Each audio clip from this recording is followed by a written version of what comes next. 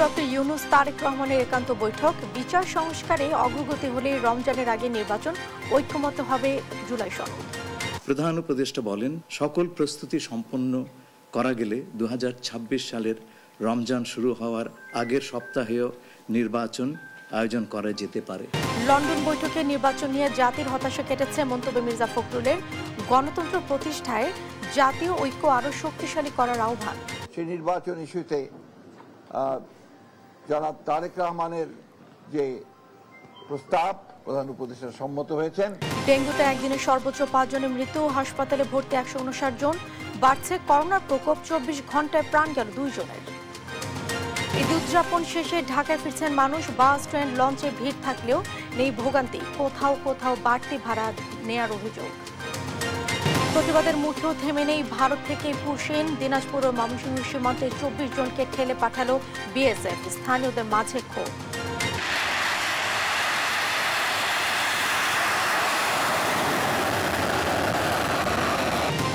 এবং ইসরায়েলের হামলার জবাবে শতাধিক ড্রোন ছুড়েছে ইরান। রুখে দেওয়ার দাবি তেল আবিবের। মধ্যপ্রাচ্য জুড়ে নতুন করে উত্তেজনা।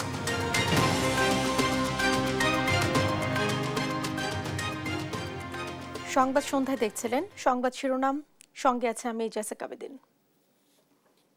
বিস্তারিত। সব প্রস্তুতি সম্পূর্ণ হলে আগামী বছরের ফেব্রুয়ারিতে নির্বাচন আয়োজন করা যেতে পারে বলে জানিয়েছেন অন্তর্বর্তী সরকারের প্রধান উপদেষ্টা ডক্টর মোহাম্মদ ইউনূস। যুক্তরাজ্যের লন্ডনের একটি হোটেলে প্রধান উপদেষ্টা ও বিএনপির ভারপ্রাপ্ত চেয়ারম্যান তারেক রহমানের বৈঠক হয়। পরে ব্রিফিংয়ে প্রধান উপদেষ্টা নিরাপত্তা উপদেষ্টা খলিলুর রহমান এসব কথা বলেন। বিএনপির স্থায়ী কমিটির সদস্য আমির খসরু মাহমুদ চৌধুরী বলেন, ঐকমত্যের ভিত্তিতে হবে সংস্কার ও জুলাই সনদ। সাদ আহমেদের রিপোর্ট। চলমান রাজনৈতিক টানাপোড়েন, নির্বাচনের সময় নিয়ে ধোঁয়াশা, সেই সঙ্গে কেমন হবে আগামীর বাংলাদেশ, সবকিছুর কেন্দ্রবিন্দুতে ছিল প্রধান উপদেষ্টার সঙ্গে তারেক রহমানের বৈঠক।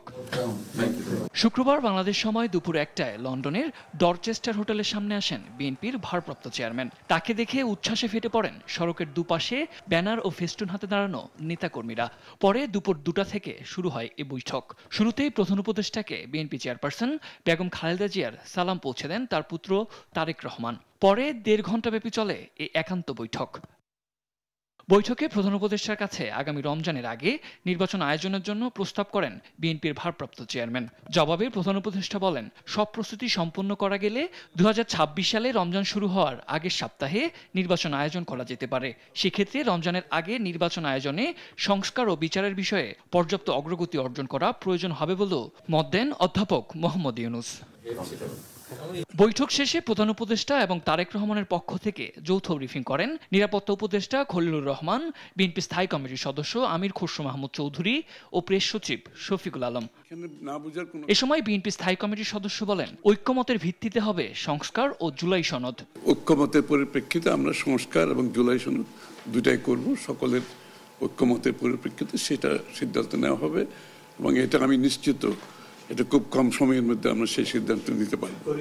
আর শিগগিরই নির্বাচনের তারিখ ঘোষণা করবে ইসি বলে জানান জাতীয় নিরাপত্তা উপদেষ্টা খলিলুর রহমান। এ সময় নির্বাচনের সময় নিয়ে প্রধান উপদেষ্টা ও তারেক রহমানের বক্তব্য তুলে ধরেন তিনি। নির্বাচন কমিশন আমরা আশা করব শীঘ্রই একটা তারিখ ঘোষণা করবে। জনাব তারেক রহমান প্রধান উপদেষ্টার কাছে আগামী বছরের রমজানের আগে নির্বাচন আয়োজনের প্রস্তাব করেন। প্রধান উপদেষ্টা বলেন যে তিনি আগামী বছর এপ্রিলের প্রথমার্ধের মধ্যে নির্বাচন অনুষ্ঠানের ঘোষণা দিয়েছেন। সকল প্রস্তুতি সম্পন্ন করা গেলে 2026 সালের রমজান শুরু হওয়ার আগের সপ্তাহেও নির্বাচন আয়োজন করা যেতে পারে। সেক্ষেত্রে সেই সময়ের মধ্যে সংস্কার ও বিচারের বিষয়ে পর্যাপ্ত অগ্রগতি অর্জন করা প্রয়োজন হবে।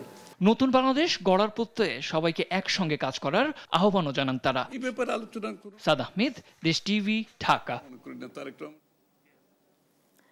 লন্ডনে দুই নেতার বৈঠক সৌহার্দ্যপূর্ণ পরিবেশে অনুষ্ঠিত হয়েছে। নির্বাচন নিয়ে জাতির হতাশা কেটেছে। দুই নেতার বৈঠকের মধ্য দিয়ে গণতন্ত্রের পথ সুগম হয়েছে বলে মন্তব্য করেছেন বিএনপির মহাসচিব মির্জা ফখরুল ইসলাম আলমগীর। লন্ডনে প্রধান উপদেষ্টা ও তারেক রহমানের বৈঠক শেষে শুক্রবার বিকেলে গুলশানের চেয়ারপারসনের কার্যালয়ে তাৎক্ষণিক প্রতিক্রিয়ায় এসব কথা বলেন তিনি। ফখরুল বলেন, সরকারের ঘোষণা মতে এপ্রিলে নির্বাচন এগিয়ে ফেব্রুয়ারিতে করতে তারেক রহমানের প্রস্তাবে অন্তর্বর্তী সরকার সম্মত হয়েছে। এতে দুই নেতার বলিষ্ঠ নেতৃত্ব ফুটে উঠেছে। বলেন, গণতন্ত্র প্রতিষ্ঠায় আগামীতে জাতীয় ঐক্যকে আরও শক্তিশালী করতে হবে। এ সময় জুলাই আগস্টে গণ অভ্যুত্থানে নিহতদের প্রতি কৃতজ্ঞতা জানান তিনি। যে বিষয়গুলো আলোচনা হয়েছে তার মধ্যে প্রধান ছিল যে নির্বাচন ইস্যু। সেই নির্বাচন ইস্যুতে জনাব তারেক রহমানের যে প্রস্তাব প্রধান উপদেষ্টা সম্মত হয়েছেন এবং তারা ফেব্রুয়ারির মাঝামাঝি সময়ে নির্বাচনের সময়সীমা নির্ধারণ করেছেন। যুক্তরাজ্যের লন্ডনে অন্তর্বর্তী সরকারের প্রধান উপদেষ্টা ডক্টর মোহাম্মদ ইউনূস ও বিএনপির ভারপ্রাপ্ত চেয়ারম্যান তারেক রহমানের বৈঠক আগামীর বাংলাদেশের রাজনীতির জন্য ইতিবাচক হিসেবে দেখছেন বিএনপি নেতারা। বলছেন, গণতন্ত্র প্রতিষ্ঠা আর স্বৈর শাসকের বিচার কার্যক্রমে ঐকমত্য তৈরি করবে বিএনপি। শাহাদাত নিশাদের রিপোর্ট। বাংলাদেশ সময় দুপুর 2টা লন্ডনের ডরস্টার হোটেলের সামনে এমন উৎসবের আমেজ অন্তর্বর্তী সরকারের প্রধান উপদেষ্টা ডক্টর মোহাম্মদ ইউনূস ও বিএনপির ভারপ্রাপ্ত চেয়ারম্যান তারেক রহমানের বৈঠককে ঘিরে। ব্যানার পেস্টুন নিয়ে বিএনপির নেতাকর্মীরা অবস্থান করেন হোটেলটির সামনে। এমন বহুল প্রতীক্ষিত বৈঠকের সাক্ষী হতে পেরে উচ্ছ্বাসিত তারা। আগামী বাংলাদেশ কেমন হবে, যদি এই মিটিংটা যদি সাকসেসফুল মিটিং হয় তাহলে আগামী বাংলাদেশটা খুবই সুন্দর হবে। তো আমরা এই আশা করি যে আজকের এই মিটিংটা অনেক ফলপ্রসূ হবে। আগামী দিনে যে নির্বাচনকে কেন্দ্র নিয়ে যে ধোঁয়াশা সৃষ্টি হয়েছে সেই ধোঁয়াশা উত্তরণ হবে এবং বাংলাদেশে একটি গণতান্ত্রিক ধারা চলমান থাকবে। এই মিটিংকে ঘিরে বাংলাদেশ সারা বিশ্বের যত বাংলাদেশি মানুষ আছে সবাই অধিক আগ্রহে বসে আছে। প্রধান উপদেষ্টা ও তারেক রহমানের এই বৈঠক থেকে নতুন বাংলাদেশের নতুন রাজনৈতিক অধ্যায়ের সূচনা হবে বলে মনে করেন বিএনপি নেতারা। পারস্পরিক আলোচনার মাধ্যমে এবং তাদের যে করমর্দনের মাধ্যমে আপনারা বুঝতে পেরেছেন যে নিশ্চয়ই একটা ফলপ্রসূ আলোচনা হয়েছে এবং সেই আলোচনার প্রেক্ষিতে অবশ্যই আমি মনে করি যে একটা ভালো ফল দিবে এবং এই মতবিরোধ বা মত দ্বৈততা যেটা আপনারা মিন করছেন সেটা হয়তো থাকবে না। একই সঙ্গে এই বৈঠকের মধ্য দিয়ে গণতন্ত্রের সুবাতাস বইবে বলেও মনে করছেন বিএনপির কেন্দ্রীয় নেতারা। গণতন্ত্র যতবার হোঁচট খেয়েছে, যতবার হত্যা হয়েছে, ততবারই কিন্তু জিয়া পরিবার এগিয়ে এসে, এবারও যেহেতু জিয়া পরিবার থেকে তারেক রহমান এগিয়ে এসে, অবশ্যই বাংলাদেশের এই গণতন্ত্র আরো ভাইব্রেন্ট হবে, আরো গতিশীল হবে।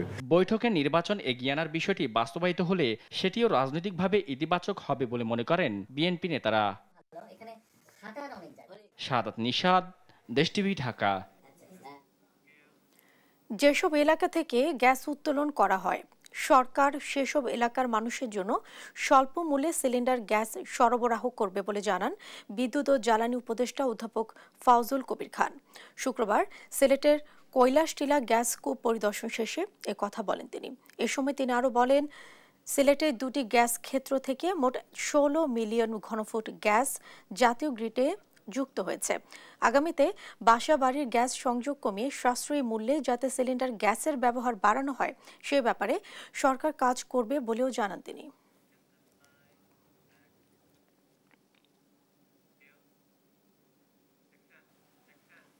দেখছেন সংবাদ সন্ধ্যা।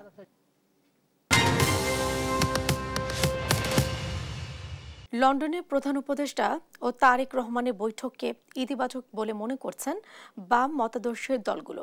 তারা বলছেন, বিএনপির মতো বড় রাজনৈতিক দলের প্রধানের সঙ্গে এই বৈঠক রাজনৈতিক দলগুলোর সঙ্গে সরকারের সমঝোতার নতুন দ্বার খুলেছে। কেন্দ্র করে তার অবস্থান কিছুটা পরিবর্তন করেছেন। তারাও এখন আগামী বছরের মধ্য ফেব্রুয়ারিতে বা রোজার আগে তারাও নির্বাচনের ব্যাপারে তারা প্রস্তাব করেছেন এবং প্রধান উপদেষ্টাও তিনিও এক ধরনের সম্মতি তিনি দিয়েছেন। কিন্তু নির্বাচন তার মানে নীতিগতভাবে এক ধরনের বোঝাপড়ার জায়গাটা তৈরি হচ্ছে বলে আমরা ধরে নিতে পারি। বহুদিন ধরে বলে আসছিলাম যে রাজনৈতিক দলগুলো সহ স্টেক হোল্ডারদের সাথে অন্তর্বর্তী সরকারের আরও অধিকতর আলাপ আলোচনার ঘনিষ্ঠ যোগাযোগ এবং সমন্বয় থাকা দরকার। কারণ রাজনৈতিক উত্তরণ প্রক্রিয়া তো সকলকে নিয়ে করতে হবে, এবং সেই আলাপ আলোচনা সমন্বয়ের ক্ষেত্রে একটা ঘাটতিও দেখা দিয়েছে। সম্প্রতি আমরা প্রধান উপদেষ্টার পদত্যাগ প্রসঙ্গ নিয়ে আমরা আলোচনা হতে দেখেছি। কাজেই এইরকম একটা বাস্তবতায় যখন আবার রাজনৈতিক দলগুলোর সাথে বৈঠক হলো এবং দেশের অন্যতম বৃহৎ রাজনৈতিক দল বিএনপির অ্যাক্টিং চেয়ারপারসনের সাথে বৈঠক হয়েছে, সেটা নিঃসন্দেহে একটা ইতিবাচক ঘটনা। আমরা মনে করি যে সংস্কারের প্রধান কাজ হচ্ছে সুষ্ঠু, অবাধ, গ্রহণযোগ্য নির্বাচনের জন্য পর্যাপ্ত সংস্কার করা এবং 2024 গণঅভ্যুত্থানের আগে যে হত্যাযজ্ঞ সংঘটিত হয়েছে তার বিচার দৃশ্যমান করা। দেশে একদিনের ব্যবধানে করোনায় আক্রান্তের সংখ্যা বেড়েছে। সবশেষ গত 24 ঘন্টায় এ ভাইরাসে আক্রান্ত হয়েছেন 15 জন। এ সময় ভাইরাসটিতে আক্রান্ত হয়ে মৃত্যু হয়েছে 2 জনের। এমন পরিস্থিতিতে স্থল, নৌ এবং আন্তর্জাতিক বিমানবন্দরে স্ক্রিনিং সহ স্বাস্থ্য সুরক্ষায় সতর্কতামূলক নির্দেশনা দিয়েছে সরকার। এছাড়াও দেশের প্রতিটি হাসপাতালে করোনা কর্নার খোলারও নির্দেশ দেওয়া হয়েছে স্বাস্থ্য অধিদপ্তর থেকে। তাইফুর রহমান তুহিনের রিপোর্ট। দেশে প্রথম করোনা ভাইরাসের রোগী শনাক্ত হয় 2020 সালের 8 মার্চ। এরপর থেকে এর ভয়াবহ রূপ ছড়িয়ে পড়ে পুরো দেশে। আক্রান্ত হয় 20 লাখেরও বেশি মানুষ, মৃত্যু হয় 29,500 মানুষের। এর দীর্ঘ সময় পর আবারও দেশে করোনার প্রকোপ দেখা দিয়েছে। বাড়ছে আক্রান্ত রোগীর সংখ্যা। স্বাস্থ্য অধিদপ্তরের তথ্য বলছে, সবশেষ গত 24 ঘন্টায় 174 জনের নমুনা পরীক্ষায় করোনা শনাক্ত হয় 15 জন। এ সময় মারা যায় 2 জন। মহাখালী ডিএনসিসি করোনা ডেডিকেটেড হাসপাতালে বাড়তে শুরু করেছে জ্বর, ঠান্ডা, কাশি সহ নানা উপসর্গ নিয়ে আসা রোগীদের সংখ্যা। ঠান্ডা, জ্বর, একদম পানি ভরে 2 দিন তো এই জন্য দেখাইতে আসছি। জ্বর ছিল 103 পর্যন্ত, তারপরে হচ্ছে শরীর ব্যথা, প্রচন্ড ব্যথা, মাথা ব্যথা, মানে দাঁড়াইতে পারছে না, পড়ে যাচ্ছে আর কি। জ্বর হয়েছিল 5-7 দিন আগে, এখন তার পা ফুলে গেছে, প্রত্যেকটা জয়েন্টে তার ব্যথা। করোনা আসছে কিনা, নেগেটিভ আসছে কিনা এটা দেখতে হবে। কর্তব্যরত চিকিৎসক জানান, এবারের করোনায় নতুন কিছু ভেরিয়েন্ট যুক্ত হওয়ায় সংখ্যা বাড়ছে। ইদানিং আমরা দেখছি যে অনেক পেশেন্ট আসছে যাদের মাসেল পেনটাই প্রধান, জয়েন্ট পেনটাই প্রধান, তারা সেই রকম সিমটম নিয়েও কিন্তু তাদের পজিটিভ আসছে। আমরা এই ডিফারেন্সটা এবার গতবারে যে ওয়েভটা ছিল 20-21 তার সাথে আমরা দেখছি। চলতি বছর দেশে এখন পর্যন্ত 250 শতাধিক করোনা রোগী শনাক্ত হয়েছে। এমন পরিস্থিতিতে স্থল, নৌ ও আন্তর্জাতিক বিমানবন্দরে স্ক্যানিং সহ স্বাস্থ্য সুরক্ষায় সতর্কতামূলক নির্দেশনা দিয়েছে সরকার। এছাড়াও বিনা প্রয়োজনে বিদেশে ভ্রমণ, মাস্ক পরা সহ বিভিন্ন পরামর্শ দিয়েছে স্বাস্থ্য অধিদপ্তর। তাইফুর রহমান তুহিন, দেশ টিভি, ঢাকা। গেল 24 ঘন্টায় এডিস মশাবাহিত ডেঙ্গু জ্বরে আক্রান্ত হয়ে 5 জনের মৃত্যু হয়েছে। নতুন করে আরও 159 জন রোগী হাসপাতালে ভর্তি হয়েছেন। শুক্রবার স্বাস্থ্য অধিদপ্তরে হেলথ ইমার্জেন্সি অপারেশন সেন্টার ও কন্ট্রোল রুম থেকে পাঠানো ডেঙ্গু বিষয়ক এক প্রেস বিজ্ঞপ্তিতে এ তথ্য জানানো হয়। বলা হয়েছে, গেল 24 ঘন্টায় বরিশাল বিভাগে 4 জনের মৃত্যু হয়েছে। এছাড়াও ঢাকা দক্ষিণ সিটি কর্পোরেশনে 1 জনের মৃত্যু হয়েছে। চলতি বছরে এখন পর্যন্ত একদিনে ডেঙ্গুতে এটি সর্বোচ্চ মৃত্যু। সব মিলিয়ে এবছর ডেঙ্গুতে 28 জনের মৃত্যু হয়েছে।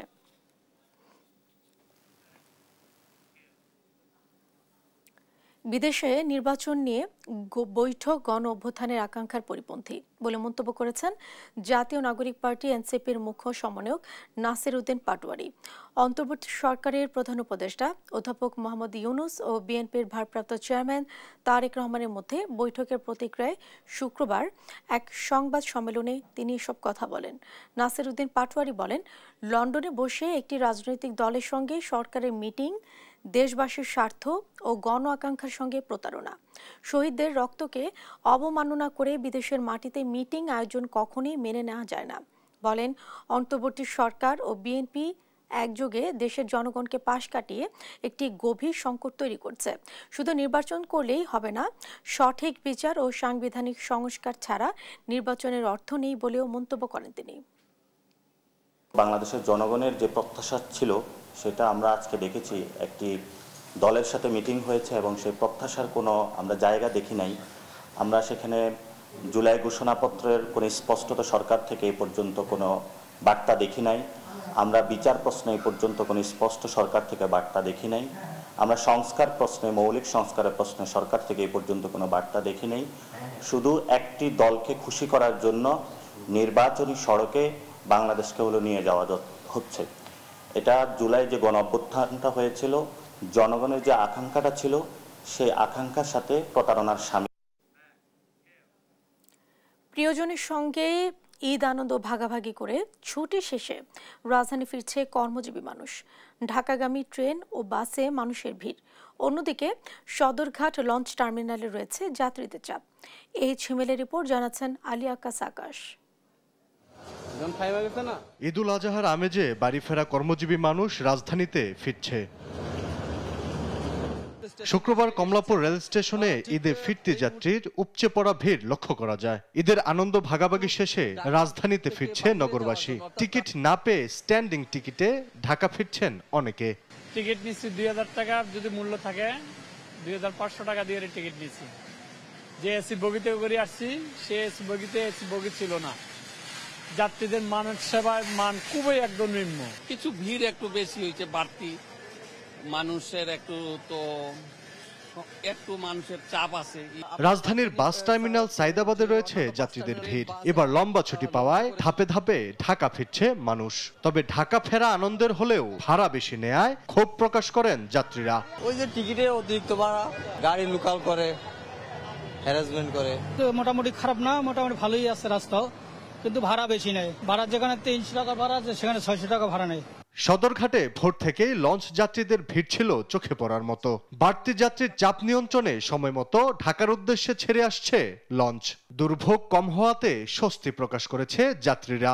এখন সবাই ঈদের ছুটিতে বাড়িতে ঢাকা আসতেছে, এই কারণে অনেক একটু বোরিং লাগছে।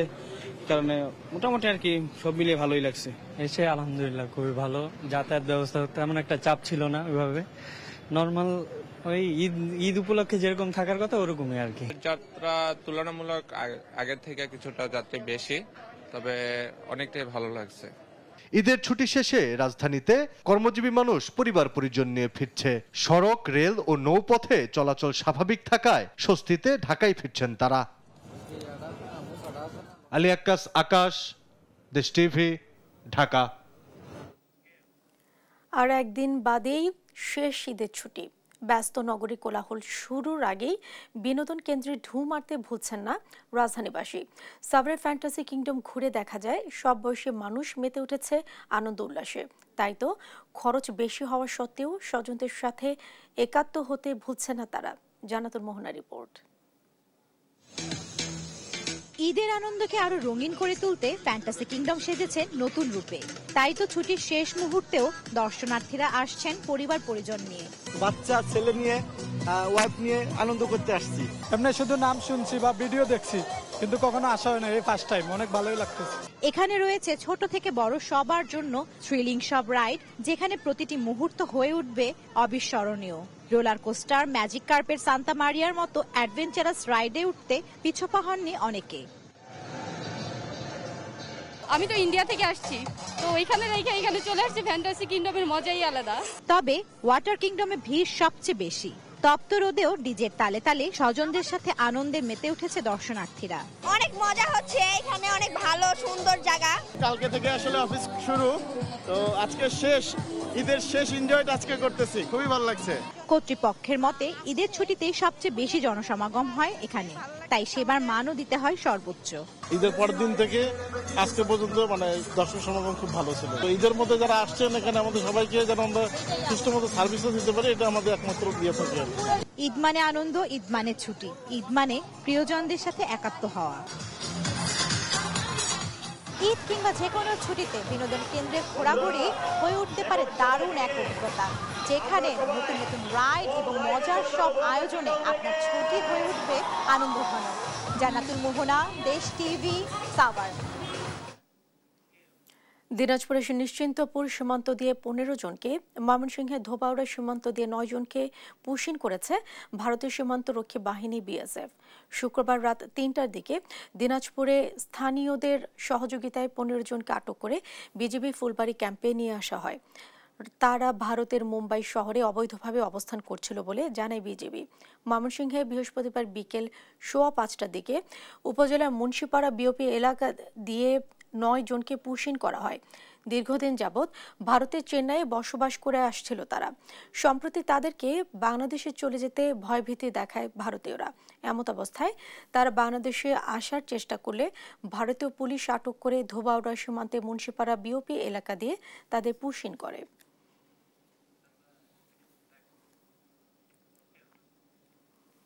পটুয়াখালীর গলাচিপায় বিএনপি ও গণ অধিকার পরিষদের সংঘর্ষ ও পাল্টাপাল্টি কর্মসূচি ঘোষণার ফলে পরিস্থিতি নিয়ন্ত্রণে 48 ঘণ্টার জন্য 144 ধারা জারি করেছে উপজেলা প্রশাসন। শুক্রবার সকাল 8টা থেকে রোববার সকাল 8টা পর্যন্ত 144 ধারা জারি থাকবে বলে ঘোষণা দেয় গলাচিপা উপজেলা প্রশাসন। এর আগে বৃহস্পতিবার রাতে গলাচিপার চর বিশ্বাস এলাকায় সংঘর্ষ, কার্যালয় ভাঙচুর, হামলা ও অবরুদ্ধ করার ঘটনাকে কেন্দ্র করে দুই দলের মধ্যে চরম উত্তেজনা ছড়িয়ে পড়ে। এ সময় সংঘর্ষে আহত হন অর্ধ শতাধিক নেতাকর্মী। এরপরই গলাচিপার বকুলবাড়িয়া বাজারে 4 ঘণ্টা অবরুদ্ধ থাকেন গণ অধিকার পরিষদের সভাপতি নুরুল হক নূর। পরিস্থিতি নিয়ন্ত্রণে মোতায়েন করা হয় অতিরিক্ত পুলিশ ও সেনা সদস্য। এদিকে প্রডি করা 144 ধারা প্রতি সম্মান জানিয়ে কর্মসূচি শাসনের যা স্থগিত করেছে বিএনপি।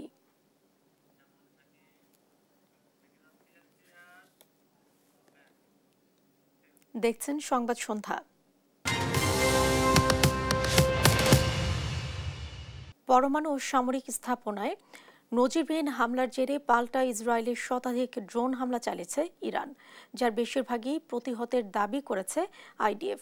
তবে তেহরানে ব্যাপক ক্ষয়ক্ষতি ও প্রাণহানির খবর পাওয়া গেছে।